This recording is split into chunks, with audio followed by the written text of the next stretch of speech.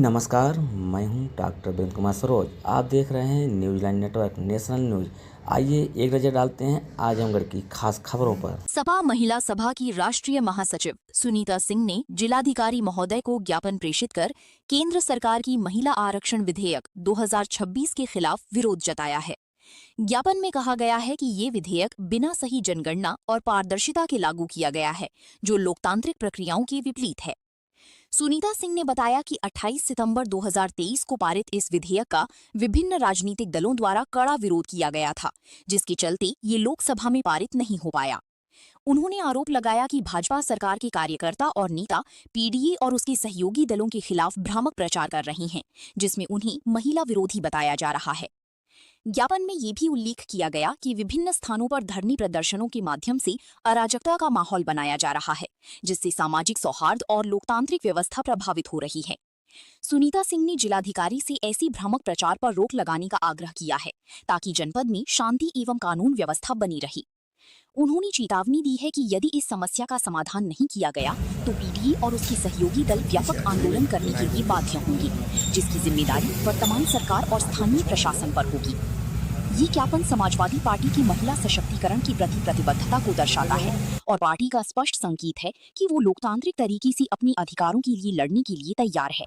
Cameraman Santosh Yadav के साथ doctor Virendra Saroj की खास रिपोर्ट। देखिए, आज सब्जेक्ट हम लोग जो लेके आए हैं जिलाधिकारी महोदय के यहाँ, हमने ज्ञापन दिया है।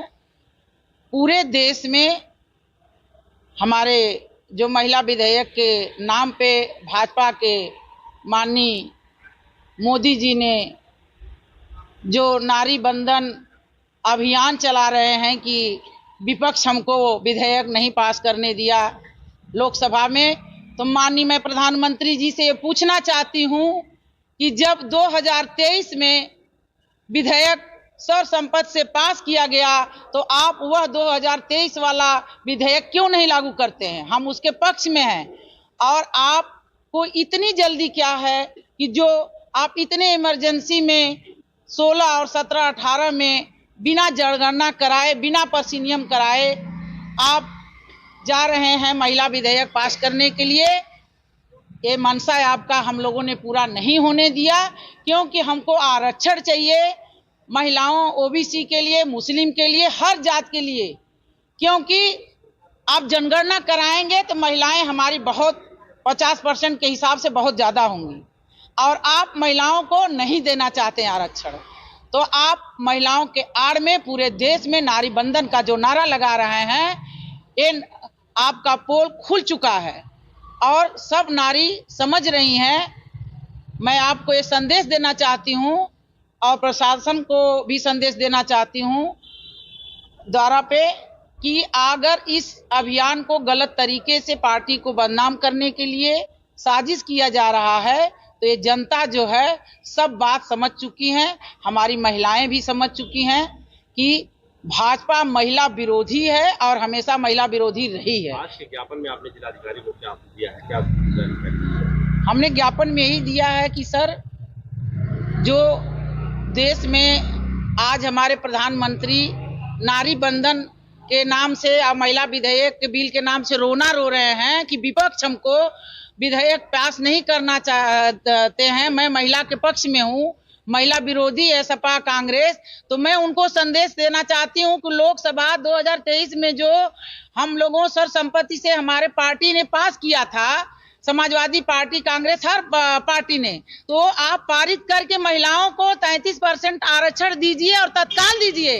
और अगर नहीं देते हैं तो हमारी प्रदेश और देश की महिलाएं भाजपा के खिलाफ सड़क से लेकर सांसद तक आंदोलन करने जा रही हैं। इनकी पोल पट्टी खुल चुकी है, ये कितना भी कर लें, लेकिन हम महिलाएं पीछे नहीं हटने वाली हैं। भाजपा विरोधी सरकार जो महिलाओं को नारा देती है, आज उनका पोल पट्टी खुल चुका है। महिलाओं के आड़ में आज ढोल बजा रहे हैं यहाँ से लेके बंगाल तक कि हमको विधेयक नहीं पास करने दिया। अरे आप कैसे प्रधानमंत्री हैं भाई कि आप विधेयक पास करना चाहते हैं और आपको नहीं पास करने हो रहा है? आप करिए 2023 वाला विधेयक, कोई नहीं रोक रहा आपको। बंगाल चुनाव में ही ये विषय क्यों आया और इसी समय एक चुनाव देखकर ही जुमलाबाजी करते हैं। आप कहीं भी आप कहीं भी देख लीजिए, जब चुनाव होता है तो कोई न कोई इनकी झूठी चाल हो जाता है, क्योंकि हर जगह से हार रहे हैं। ये बुरी तरह से हमारे उत्तर प्रदेश में हारे, ये बुरी तरह से बंगाल में हारने जा रहे हैं, और 2027 में पूरे प्रदेश की महिलाएं ये मूड बना चुकी हैं कि हमको सपा की सरकार लाना है, राष्ट्रीय अध्यक्ष अखिलेश यादव को मुख्यमंत्री बनाना है। आप ये कर रही हैं, और वही नारी बंधन योजना बीजेपी के द्वारा चलाई जा रही है। अपर्णा यादव आपकी पार्टी का झंडा जला रही हैं, कांग्रेस का झंडा जला रही हैं, जो विपक्ष भाजपा। देखिए, हमको अपर्णा यादव की तरह कोई बखेड़ा नहीं करना चाहते हैं। हम लोग माननीय नेताजी ने जो झंडे की पहचान बनाई है, लोहिया जी ने, और खून पसीना सींच के उस झंडे को उन्होंने जलाया, करोड़ों के दिलों को उन्होंने ठेस पहुंचाया। जनता उन्हें नहीं माफ करेगी, उनका सबक उनको मिलेगा। उनकी पहचान नेताजी के बहू से, उनकी कोई जमीनी पहचान नहीं है। ये भाजपा वाले साजिश के तहत उनको उस्का के कर रहे हैं। अपर्णा जी को इस बात को समझना चाहिए। और पहली बात, आप जो कह रहे हैं नारी बंधन, ये नारी बंधन कैसी है? मणिपुर में महिलाएं नंगे घुमाई गई, वहां नारी बंधन का नहीं दिखा। एक महिला नहीं बोली बीजेपी की। हाथरस में बेटी जला दी जाती आधी रात को, बीजेपी वाले कुछ नहीं कर पाए। बनारस में कांड हुआ, कानपुर में पूरे प्रदेश जल रहा है। एक कैसा नारी बंधन है बताइए? कोई सुरक्षा नहीं है नारी बंधन के नाम पे। पहले तो महिलाओं का आबरू आप बचाइए, इज्जत बचाइए, उनको सुरक्षा दीजिए, तब नारी के बंधन के बात करिए। अपना परिचय। मैं प्रेमा यादव, एक्स शर्मा, निजामाबाद।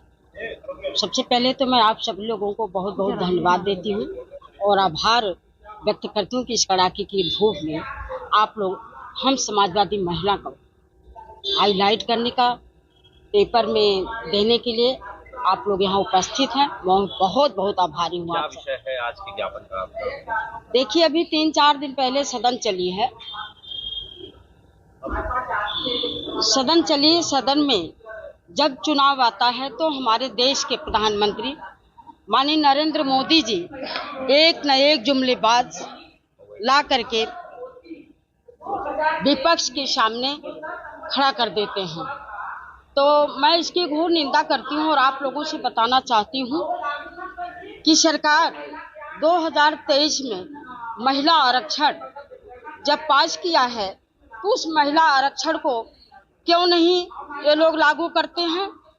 और ये भी कहना चाहूँगी कि जब हमारे राष्ट्रीय अध्यक्ष जी, देश के जननायक, पीडीए के महानायक, हमारे नेता आदरणीय श्री अखिलेश यादव जी ने कहा कि पूरे प्रदेश की जनगणना करवा करके आरक्षण लागू किया जाए, ओबीसी का अलग, एससी एसटी का अलग और मुस्लिम महिलाओं का अलग। आधी आबादी के हकदार हम लोग हैं। इस पे लोग खारे नहीं उतरने का काम कर रहे हैं। ये लोग उस पे जुमलेबाजी कर रही हैं। प्रदेश में 2027 में समाजवादी पार्टी की सरकार बनने जा रही है। ये लोग उसको देख करके पूरा बौखलाए हुए हैं, इसलिए एक न एक प्रकार की मुहिम रचने का काम कर रहे हैं और समाजवादी पार्टी को बदनाम करने का काम कर रहे हैं।